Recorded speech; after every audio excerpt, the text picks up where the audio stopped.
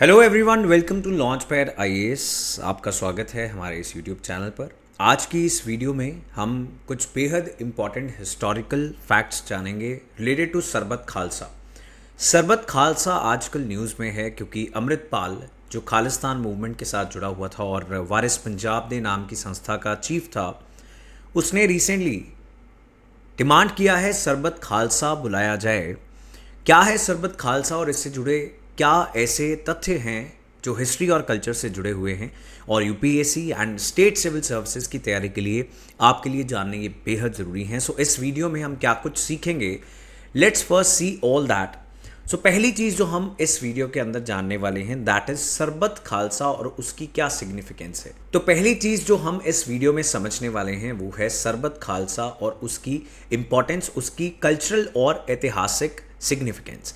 इसके बाद हम साथ ही में बात करेंगे सिखिज्म में 5 तख्त कौन से हैं, क्योंकि यहाँ पर जो डिमांड की गई थी वो यही थी कि एक तख्त पर, जिसकी हम आगे बात करेंगे, वहाँ पर सरबत खालसा की मीटिंग की जाए। इसके अलावा हम समझेंगे सिख मिसलों के बारे में, एसजीपीसी के बारे में और महाराजा रंजीत सिंह की भी बात करेंगे, बिकॉज सरबत खालसा को समझने के लिए हमें सिख इतिहास से जुड़े हुए ये सभी पहलू समझने होंगे। और जैसा कि मैंने आपको बताया, ये आपके यूपीएससी सिलेबस के हिस्ट्री और कल्चर पार्ट के लिए बहुत इंपॉर्टेंट है। इससे पहले भी यूपीएससी में बहुत सारे सिख इतिहास से जुड़े हुए क्वेश्चंस पूछे जाते रहे हैं।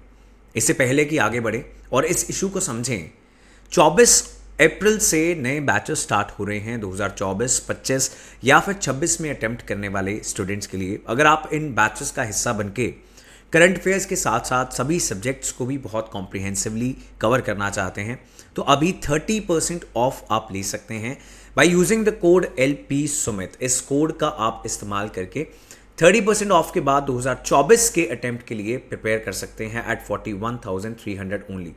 इसके लिए आपको हमारी वेबसाइट पर विजिट करना है विच इज launchpadeducation.in और you can download our app Launchpad education. इन बैचेस में इंटरैक्टिव ऑनलाइन लाइव क्लासेस के जरिए और 1100 घंटे से ज़्यादा की सब्जेक्ट और करंट अफेयर्स क्लासेस के जरिए आपका प्रीलिम्स, मेंस और इंटरव्यू के लिए सब कुछ कवर करवाया जाएगा। As I told you, 30% off के बाद आपको अभी ये बैच LP सुमित 10 कोड इस्तेमाल करने पर 41,300 में मिल जाएगा। इसके बारे में और जानकारी लेने के लिए आप हमारे नंबर्स पर भी कॉल कर सकते हैं, जिनकी डिस्क्रिप्शन में भी जानकारी आपको मिल जाएगी। तो स्टार्ट करते हैं आज के इस इशू को समझना। तो ये करंट में क्यों है? बिकॉज वारिस पंजाब दे के जो मुखिया हैं, जो अभी पुलिस से भागे हुए हैं, उन्होंने कॉल दी और अकाल तख्त के जत्थेदार यानी हरप्रीत सिंह उनको ये रिक्वेस्ट की कि वो एक सरबत खालसा की मीटिंग बुलाएं। किस दिन बुलाएं? बैसाखी वाले दिन बुलाएं, बिकॉज इतिहास में बैसाखी और दिवाली ये 2 दिन थे जब साल में सरबत खालसा की मीटिंग की जाती थी। और उन्होंने कहा कि इसे तख्त श्री दमदमा साहिब इन तलवंडी साबो, जो कि बठिंडा पंजाब में है, वहाँ पर बुलाया जाए। अमृतपाल 18 मार्च से पुलिस से भागे हुए हैं और ऐसी खबरें आ रही हैं कि वो बहुत जल्द सरेंडर कर सकते हैं। पंजाब के डीजीपी मिस्टर गौरव यादव ने उनसे ये कहा है कि धार्मिक स्थलों का पर्सनल और राजनीतिक मसलों के लिए इस्तेमाल ना किया जाए और अगर वो सरेंडर करना चाहते हैं तो वो पुलिस स्टेशंस में या फिर किसी पुलिस अधिकारी के सामने सरेंडर करें। तो ये था इसका करंट कंटेक्स्ट। तो समझते हैं सरबत का क्या मतलब है। सरबत it means all and Khalsa, सभी खालसापन से जुड़े हुए जितने भी ग्रुप्स हैं उनकी एक मीटिंग को सरबत खालसा कहा जाता था।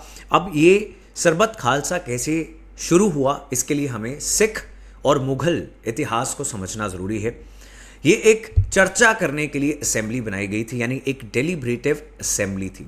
सिखों की असेंबली 18वीं सदी 18th सेंचुरी में बनाई गई। इसको बनाने की ज़रूरत तब पड़ी जब सिखों के आखिरी गुरु श्री गुरु गोबिंद सिंह जी की डेथ हो जाती है। उसके बाद मुगलों के खिलाफ जंग को जारी करने के लिए सभी सिखों ने अपने आप को कुछ मिसलों में बांट लिया। ये सिख मिसल्स मिलिट्री यूनिट्स थी जो एक साथ आती थी ज़रूरत पड़ने पर, लेकिन अपने अपने इलाकों की एडमिनिस्ट्रेशन खुद ऑटोनॉमस तरीके से चलाया करती थी। अब इन सब के एफर्ट्स को कोऑर्डिनेट करने के लिए सरबत खालसा बनाया गया, जहां पर सिखों के सभी राजनीतिक, सामाजिक और धार्मिक मसले हल किए जाएंगे, उनके ऊपर चर्चा की जाएगी और जो भी सरबत खालसा का फैसला होगा वो सभी सिख ग्रुप्स यानी सिख मिसलों को मान्य होगा। तो जैसा कि हमने डिस्कस किया कि सरबत खालसा की मीटिंग साल में 2 बार बुलाई जाती थी, बैसाखी पर और दिवाली पर।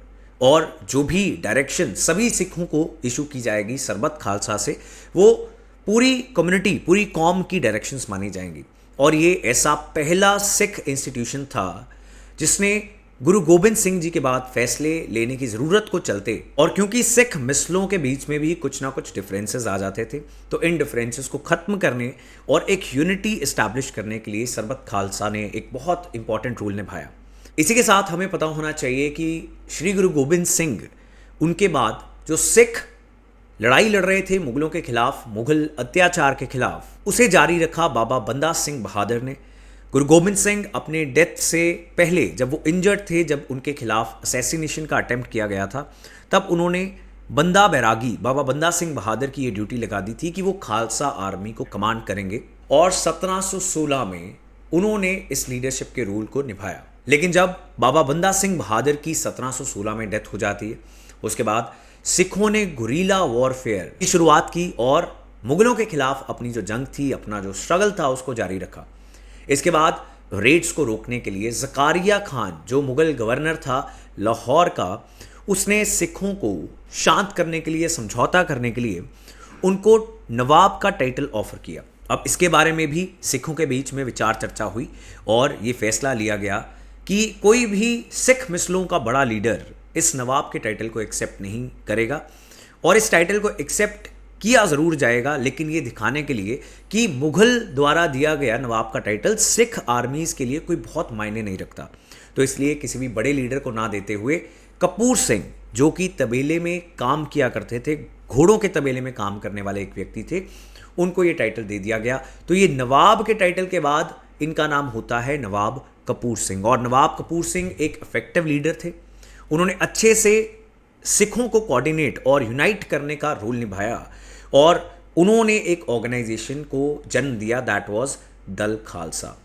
दल खालसा के बाद में चीफ बनते हैं सरदार जस्सा सिंह आलूवालिया, और ये सभी फैसले सरबत खालसा ही लिया करती थी। सो ये इंपॉर्टेंस है सरबत खालसा की, ये सिग्निफिकेंस है रिलीजन को लेके सरबत खालसा की। अब यहाँ पर हमने एक तख्त की बात की, इसके अलावा सिखों के इन टोटल 5 तख्त हैं।